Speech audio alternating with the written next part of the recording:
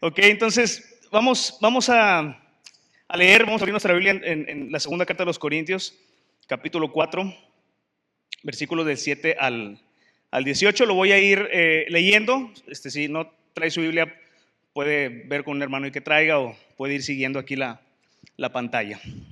Dice: pero tenemos este tesoro en vasos de barro. ¿A qué se refiere ahí Pablo? Está hablando de la encomienda, de la labor, del trabajo que el Señor les pidió a los discípulos, a los apóstoles, y específicamente aquí a Pablo, que hicieran. Están hablando del ministerio de la reconciliación, el ministerio de ir y predicar al Señor para que podamos reconciliarnos con el Padre.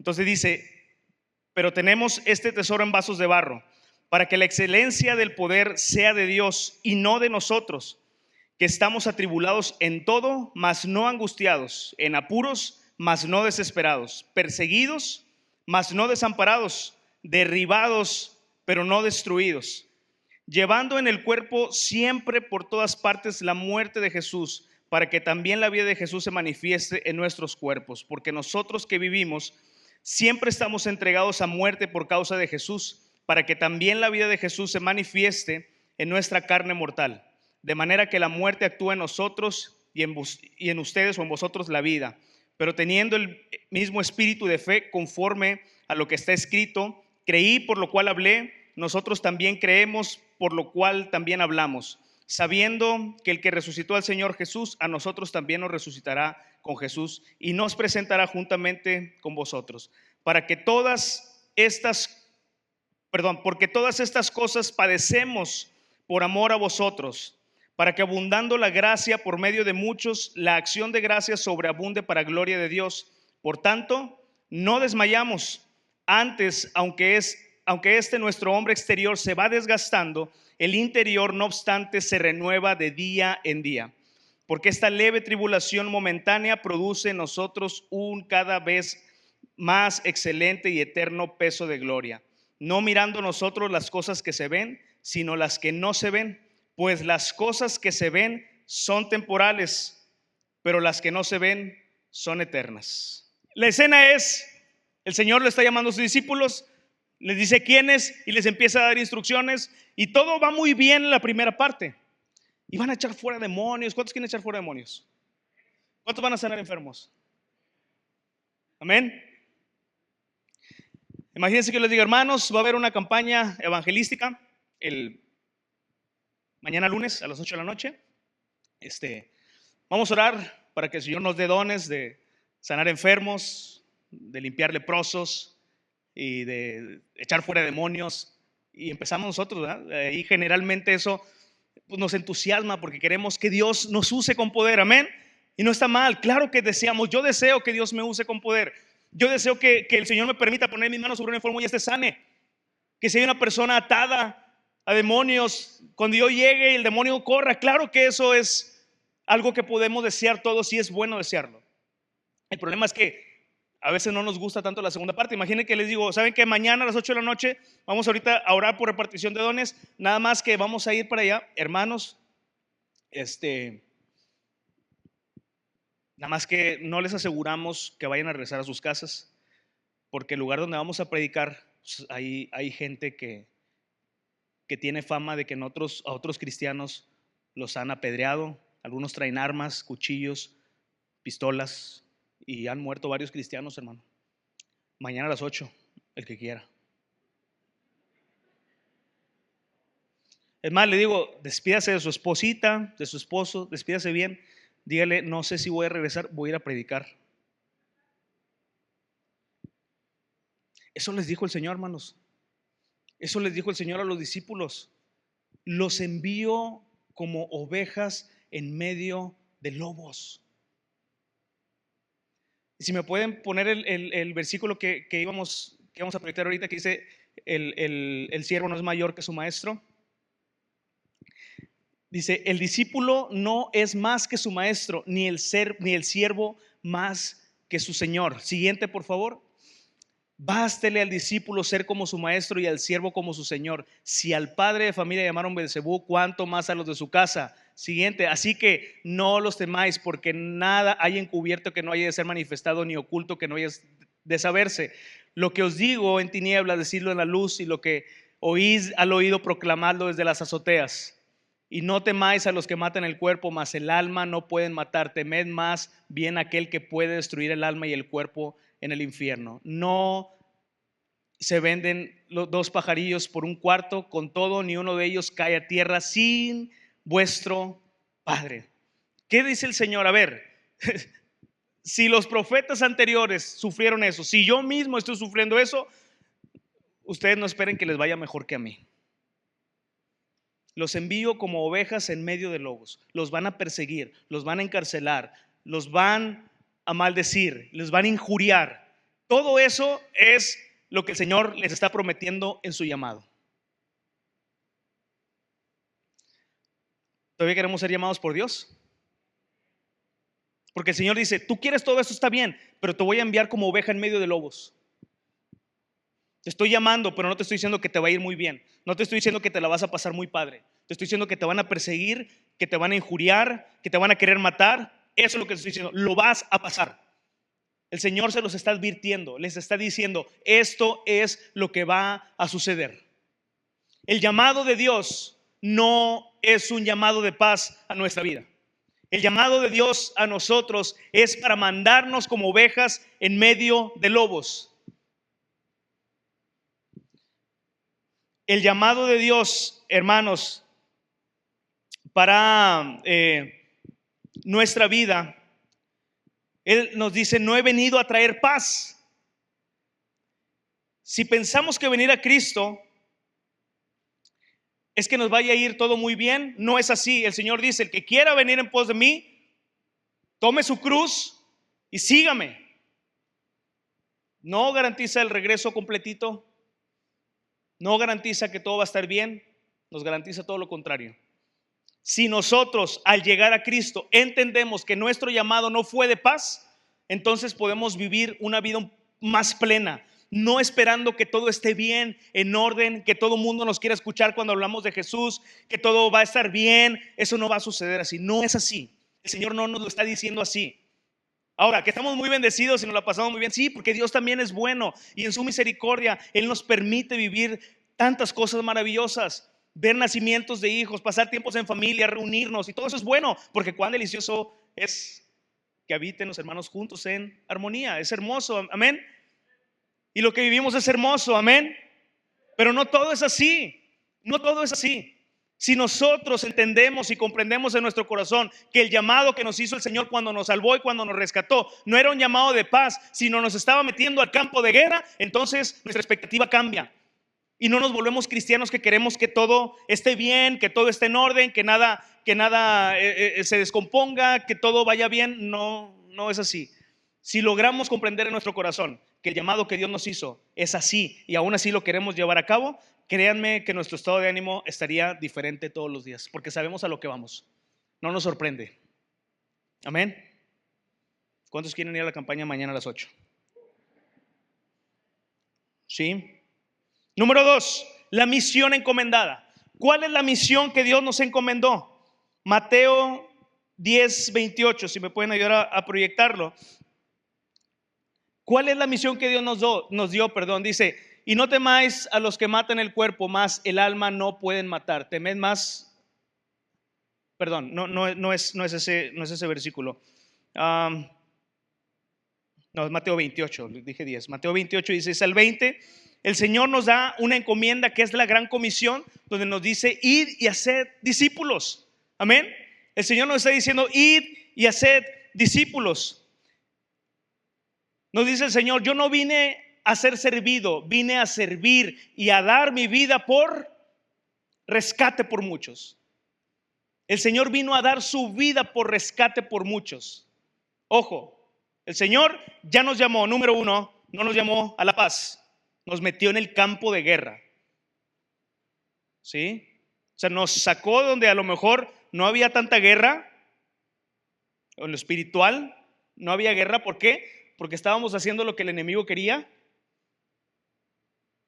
Alcoholizándonos, siendo inmorales, mintiendo, robando, siendo infieles.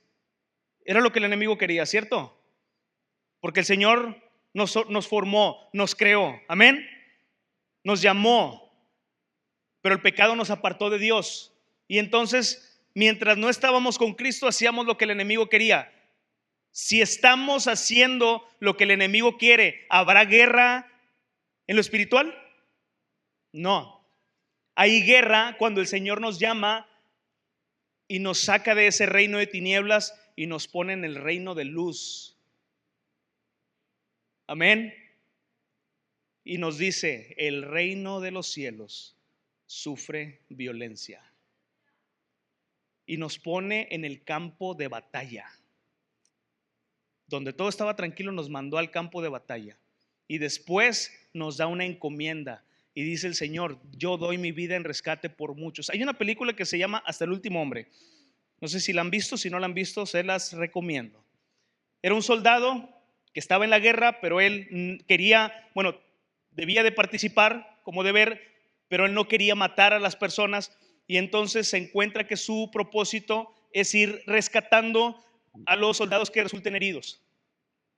Entonces, nuestro llamado, y esto lo he compartido con los jóvenes, nuestro llamado es a buscar y rescatar a los perdidos en el campo de batalla. Buscar y rescatar a los perdidos. Ese es nuestro llamado, esa es nuestra encomienda, eso es lo que Dios quiere que nosotros hagamos, que prediquemos el evangelio, que hay perdidos, que hay gente que está muerta espiritualmente, que hay personas que si mueren, hermanos, ¿cuántas personas mueren diariamente? Ahora, tristemente, con las estadísticas que vemos, la cantidad de personas que mueren es escandalosa. O sea, a veces ni se puede imaginar uno en el mundo cuántas personas todos los días su corazón deja de latir. ¿Y qué pasa si esas personas rechazaron a Jesús o no escucharon de Jesús? ¿A cuántas personas no les insistimos lo necesario para que pudieran convertirse a Cristo, dejar su vida de pecado, que se arrepientan y que vengan a Jesús? Nuestra encomienda y nuestra labor, como punto número 2, es buscar y rescatar. A veces no lo tenemos claro. Muchas veces cuando llegamos a Cristo preguntamos, Señor, ¿qué quieres que haga yo? ¿Cuál es el propósito que tú tienes para mí? Hermano, yo le digo su propósito y el objetivo por el cual Dios le rescató, le perdonó sus pecados, le quitó los vicios, la inmoralidad, restauró su matrimonio. ¿Sabe para qué es? Para que usted comparte el evangelio con las personas que están perdidas. Ese es su llamado. A veces nos preguntamos mucho, Señor, ¿qué quieres de mí? ¿Dónde quieres que yo sirva? Usted y yo debemos de predicar el evangelio, independientemente si aquí yo sirvo en los sugieres, si sirvo en la alabanza, si sirvo como predicador, si sirvo donde sea. Yo tengo que predicar el evangelio. Para eso me llamó el Señor. Para eso me sacó de allá y me trajo al campo de batalla para darme una misión, una encomienda. Amén. Amén. No estamos en el campo de batalla para pelear contra el enemigo, porque el Señor ya lo venció en la cruz. No peleemos con alguien que está vencido. Sería una pérdida de tiempo. El Señor ya venció en la cruz. Amén. Entonces dice Pablo en 1 Corintios capítulo 9, 16 al 22, dice: pues si anuncio el evangelio, no tengo por qué gloriarme, porque me es impuesta necesidad. Ay de mí si no anunciare el evangelio. Hermano, si compartimos el evangelio, no tenemos de qué gloriarnos. O sea, no es como que esté haciendo wow. Discúlpeme si le digo esto, pero no es eso. Al contrario, ay de nosotros si no compartimos el evangelio.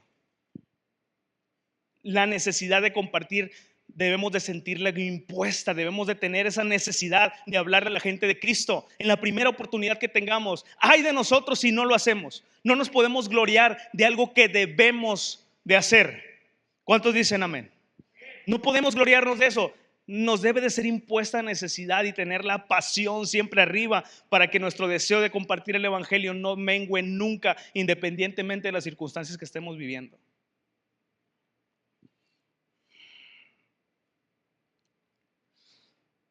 Número 3, si logramos entender, ahora nos pasaron al campo de batalla, ¿verdad?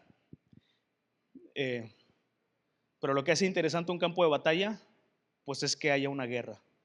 Y si nosotros entendemos que estamos en guerra, no vamos a tener una expectativa diferente. En esta película, si usted ve la película, el soldado pues estaba buscando rescatar a sus amigos, a sus compañeros soldados. Estaba ahí tratando de rescatarlos y ayudarlos cuando estaban heridos, cuando estaban mutilados, cuando estaban ahí inconscientes, cuando estaban moribundos. Él iba con ellos. Pero ¿sabe qué pasaba mientras iba con ellos? O sea, no crean ustedes que el soldado andaba así con su maleticito de doctor y andaba caminando ahí así, a ver si estaba uno así tirado. No, mientras él estaba buscando, habían bombardeos, balazos, granadas y todo lo que se puede imaginar que hay una guerra. Sería ingenuo de nuestra parte pensar que en una guerra no nos va a caer ningún granadazo. En la guerra hay situaciones que no nos gustan. Estamos en guerra. ¿Usted cree que el enemigo está contento cuando usted le predica el evangelio a las personas? Cuando una persona se está gastando todo su dinero en comprar alcohol, dinero que le pueda dar a sus hijos, se gasta su dinero en otra mujer que no es su esposa. ¿Usted cree que cuando le vamos y predicamos a una persona en esa condición y esa persona se arrepiente y dice quiero seguir a Cristo, el enemigo se queda feliz? No. Pero a veces nosotros perdemos el tiempo peleándonos entre nosotros y creemos que la guerra es con el hermano, y no es así.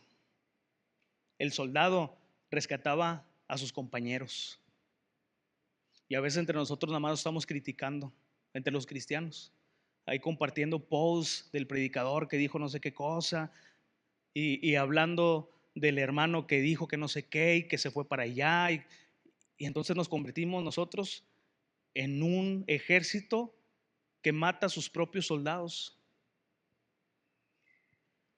La guerra no es entre nosotros. No perdamos el tiempo criticando, enjuiciando. No perdamos el tiempo en eso. Si logramos entender, uno, que el llamado no es de paz; dos, que tenemos una misión; y tres, que estamos en guerra, vamos a mantenernos enfocados y apasionados en cumplir el llamado que Dios nos dio. Amén.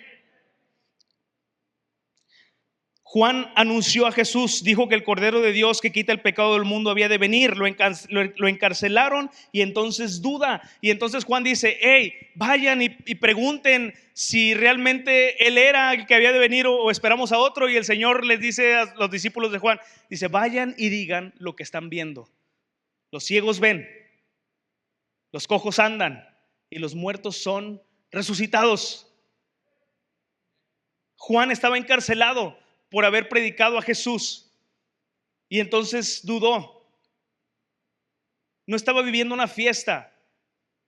Las cosas que suceden en la vida a veces nos van a traer dudas, hermanos. Nos van a traer dudas. ¿Será que Cristo realmente estaba conmigo? ¿Será que Dios existe? ¿Será que Dios sí me llamó? ¿Será que Dios sí me salvó? Las circunstancias difíciles que trae la guerra espiritual en nuestra vida nos van o nos pueden hacer dudar. Sin embargo, recordemos que todos los días ocurren milagros alrededor nuestro. Hay ciegos que ven, hay cojos que andan y hay muertos que resucitan todos los días. Amén. Dale un fuerte aplauso al Señor. Todos los días estamos para buscar y para rescatar. Eso es nuestra misión. Dejemos otras cosas de lado. Olvidemos la crítica, que si no nos saludó, que si no nos dijo. Olvidémonos de eso. Enfoquémonos en lo que realmente importa. Porque a veces mientras uno está ahí peleándose con el otro ya le pegó a su esposa, ya le engañó, ya chocó y falleció, ya se enfermó. Hermano, cuando una persona muere ya no hay más que podamos hacer nosotros al menos. Todos los días tenemos oportunidad de predicar de Cristo. Aprovechemos en predicar el mensaje de salvación. Lo peor que nos puede pasar es que no encontremos a nadie, o mejor dicho, que no busquemos a nadie cuando nuestra misión es encontrar y rescatar, y se nos acabe el tiempo en nuestro campo de batalla. Es lo peor que nos puede pasar. Hermano, que no se nos olvide que nuestro tiempo es limitado, es finito. Lo peor que nos puede pasar es que no encontremos a nadie y se nos acabe el tiempo de estar en el campo de batalla. Número 4, y ya casi termino. No se nos puede olvidar y debemos de entender y comprender en nuestro corazón que el Señor está con nosotros. No todo son malas noticias, no todo es difícil, no todo es complejo. Dios está con nosotros. Dice en Juan capítulo 16, 32 y 33, dice: he aquí la hora viene y ha venido ya, en que seréis esparcidos cada uno por su lado y me dejaréis solo, mas no estoy solo porque el Padre está conmigo. Estas cosas os he hablado para que en mí tengan paz. Es que a veces el reino de Dios es bien contrastante, porque Dios nos habla y nos da dones y luego nos dice que nos manda como ovejas en medio de lobos, y luego nos dice que nos pueden matar y que nos van a perseguir. Y entonces Jesús dice: hey, ustedes me van a abandonar, se van a esparcir y a mí me van a crucificar. Y luego les dice el Señor: esto se los digo para que tengan paz. ¿Cómo? Pero el Señor nos está hablando de esto, hermanos. Nos está diciendo que nos puso en el campo de batalla. Nos está diciendo que nos dio una misión. Nos está diciendo que estamos en una guerra para decirnos: hey, no estás solo, yo estoy contigo. Amén. Estas cosas les digo para que tengan paz, para que no se me angustien, hermanos. Yo sé que aquí hoy hay corazones angustiados. No hace falta ser muy sabio para saber que entre un gran número de personas hay gente que está angustiada ahorita. Hay gente que está angustiada ahorita, pero el Señor hoy le dice a usted: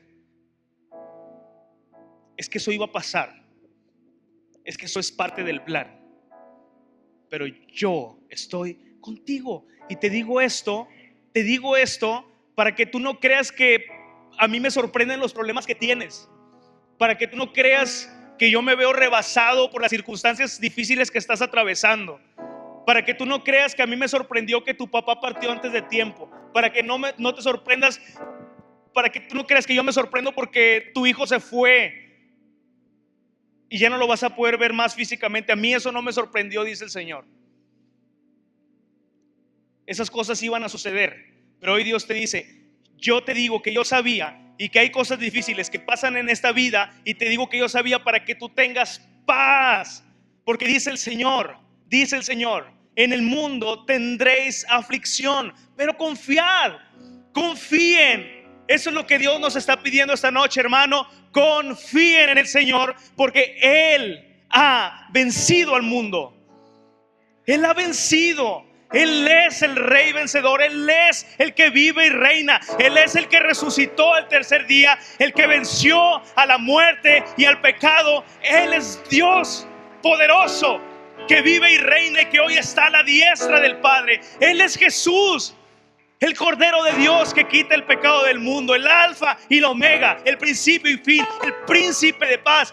Él es Jesús, el que venció y te dice: yo estoy contigo.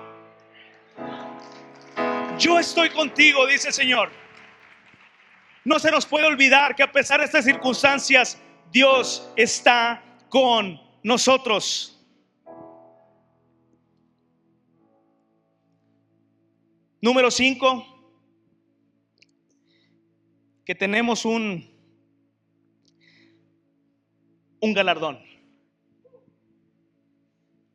que tenemos un premio, una promesa de parte de Dios. Y quiero ir rápido con esto para no pasarme en el tiempo. Vamos a leer Hebreos capítulo 11. Es un capítulo muy conocido porque habla de los héroes de la fe. Voy a leer algunas partes de este capítulo. Y comienza diciendo: después la fe, la certeza de lo que se espera y la convicción de lo que no se ve, porque por ella alcanzaron buen testimonio los antiguos. Por la fe entendemos haber sido constituido el universo por la palabra de Dios, de modo que lo que se ve fue hecho de lo que no se veía. Por la fe Abel ofreció a Dios más excelente sacrificio que Caín, por lo cual alcanzó testimonio de que era justo, dando Dios testimonio de sus ofrendas, y muerto aún habla por ella. Por la fe Enoc fue traspuesto para no ver muerte y no fue hallado, porque lo traspuso Dios antes que fuese traspuesto, tuvo testimonio de haber agradado a Dios. Dice, pero sin fe es imposible agradar a Dios, porque es necesario que el que se acerca a Dios crea que le hay y que es galardonador de los que le buscan. Por la fe Noé, cuando fue advertido por Dios acerca de las cosas que aún no se veían, con temor preparó el arca en que su casa se salvase, y por esa fe condenó al mundo y fue hecho heredero de la justicia que viene por la fe. Por la fe Abraham, siendo llamado, obedeció para salir al lugar que había de recibir como herencia, y salió sin saber a dónde iba. Por la fe habitó como extranjero en la tierra prometida, como en la tierra ajena, morando en tiendas con Isaac y Jacob, coherederos de la misma promesa. En el 11 dice, por la fe también la misma Sara, siendo estéril, recibió fuerza para concebir y dio a luz aún fuera de tiempo de la edad, porque creyó que era fiel quien lo había prometido. Vamos a ir más adelante y quiero leer en el 32. Dice, ¿y qué más digo? Porque el escritor de Hebreos empieza a mencionar varios héroes de la fe. En el 32 dice, ¿y qué más digo? Porque el tiempo me faltaría contando de Gedeón, de Barak, de Sansón, de Jefté, de David, así como de Samuel y de los profetas. Y quiero que escuchen con atención esto, hermano, y atesorémoslo en el corazón. Dice que por fe conquistaron reinos, hicieron justicia, alcanzaron promesas, taparon bocas de leones, apagaron fuegos impetuosos, evitaron filo de espada, sacaron fuerzas de debilidad, se hicieron fuertes en batallas. ¿Qué quiere decir que se hicieron fuertes en batalla? Que mientras peleaban se tenían que hacer más fuertes.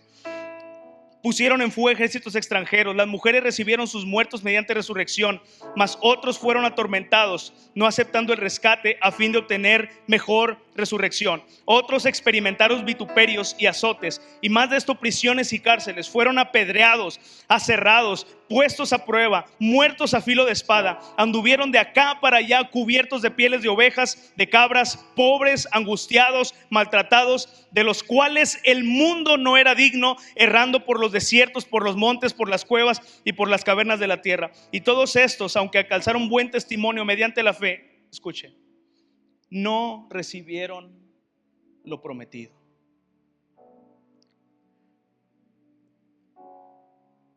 Y si nos regresamos, quiero leer en el versículo 13. Dice, conforme a la fe murieron todos estos sin haber recibido lo prometido, sino mirándolo de lejos y creyéndolo y saludándolo y confesando que eran extranjeros y peregrinos sobre la tierra. O sea, ellos no recibieron, pero ellos sabían que no eran de aquí. Ellos sabían que tenían una patria celestial, amén. Ellos sabían que su galardón no estaba aquí. Y esto es lo hermoso de este pasaje. Dice, porque los que esto dicen claramente dan a entender que buscan una patria, pues si hubiesen estado pensando en aquella donde salieron, ciertamente tenían tiempo de volver, pero anhelaban una mejor, esto es celestial. Y escucha esto que es hermoso, porque dice, por lo cual Dios no se avergüenza de llamarse Dios de ellos, porque les ha preparado una ciudad. Dios no se avergüenza de llamarse Dios de ellos. Hermanos, vamos a recibir muchas promesas de Dios aquí, pero va a haber unas cosas que no vamos a recibir. Pero Él nos ha dicho que Él está con nosotros, que Él ha vencido, y hoy nos dice, hay un galardón para el que venciere. Amén. Y quiero terminar diciéndole, todo esto es imposible de entenderlo y atesorarlo en el corazón si Cristo no estará en nuestro corazón. Esta noche el Señor le llama para entender estas 5 cosas. Y si es que no tenemos una vida comprometidos con Dios, hoy el Señor le dice, es el tiempo de arrepentirse. Es el tiempo de dejar el pecado. Hermanos, si usted está aquí, es porque la misericordia de Dios lo trajo para decirle, deja ya lo que estás haciendo y entrega tu corazón hoy de una vez por todas. Hoy el Señor le está diciendo, arrepiéntete y ven a los pies de Jesús y decirle, hoy yo quiero vivir una vida para agradarte, aunque sé que va a ser difícil porque voy a estar en el campo de batalla, aunque sé que voy a estar en una guerra, aunque sé que las cosas no van a ser fáciles, sé que tú me tienes una misión para mí, que vas a estar conmigo, que no me vas a abandonar y que tengo un galardón en ti. Pero hoy es una tarde, es una noche para venir con el Señor y decirle, Señor, yo quiero vivir para ti.